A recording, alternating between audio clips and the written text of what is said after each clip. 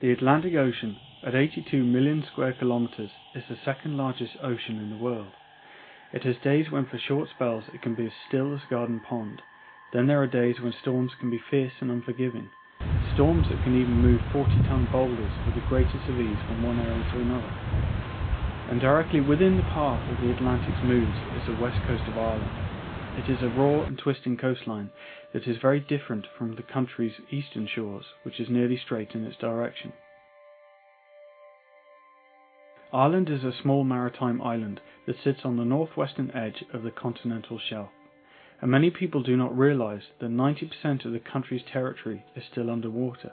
The west coast has nearly 2,382 kilometres of sandy shoreline, 828 kilometres of rocky shores, and some of the highest cliffs in Europe, such as Slieve, Achill Island and the Cliffs of Moher. Thousands of years ago, Mesolithic man arrived in boats with sails made of sealskins and lived off the shellfish near the estuaries.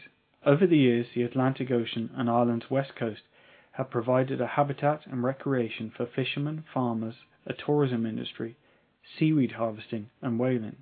And only within the last 70 years, a far different creature of the sea is beginning to thrive.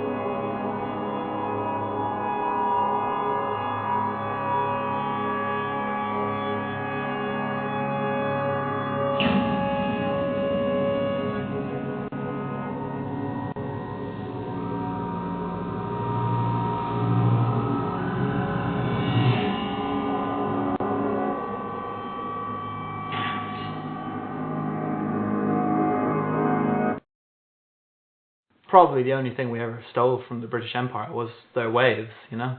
I mean, Ireland sits right in the track of England, you know. So the swells are travelling across the Atlantic and they just pulverise the west coast of Ireland. The west coast of Ireland, easily one of the best bits of coast in Europe, if not the world. Sure, just got an incredible stack of reefs, beaches, point breaks, rights, lefts. Anything you've ever seen in a surf photograph from anywhere in the world, Ireland's got it. The other reason why the west coast is so good is because the predominant wind direction in Ireland is southwest, and that means if the coastline is facing the correct direction, then southwest is going to be offshore, and the predominant offshore wind in Sligo happens to be is southwest. Whereas you get down to Kerry, a southwest wind is generally onshore. And offshore conditions make for very good waves. So Sligo has that in its favour. That it's almost like 80% of the time here, it's offshore. It also picks up a lot of swell. Picks up a lot of northwesterly swells come out of the North Atlantic and hit this place full frontal. Today, equipment, boards and clothing are almost perfectly designed for any type of surfer for all seasons. However, nearly 70 years ago, things were very different. At that time, surfing was just starting in Ireland, and Roger Steadman and Kevin Cavey were actually importing boards. So the initial boards that came into Ireland were sold to us by a company called C&S Surfboards, Cavey and Steadman Surfboards. Those days, people kept it very simple when they're developing company names, and all the boards were numbered. And I remember Connor and myself actually getting boards numbered 9 and 10, because for insurance purposes you actually had to number the boards. But they were big bilbo boards. They were like sort of 9'6", 10-foot bilbo boards at the time, and that's what we started off surfing on. In those days you had what was called a safari.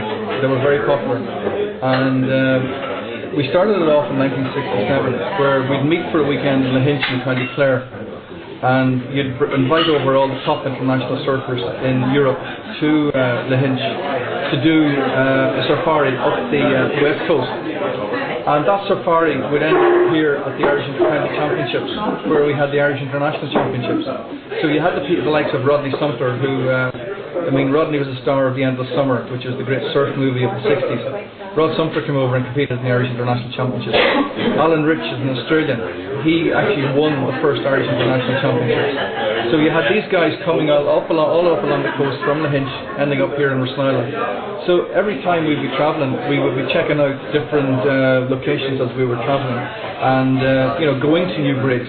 Now, the breaks that we all are famous today, Eastleigh was unheard of in those days. Crab Island in County Clare was unheard of in those days. The Peak in Bundoran was unheard of in those days. But you surfed Rossnyla, and in 68, 69 we went as far as Tullen. And Tullen was a big adventure, surfing Tullen off the cliff and having that sort of the way that the wave pumps up off the cliff, and that was this is scary. This is big stuff.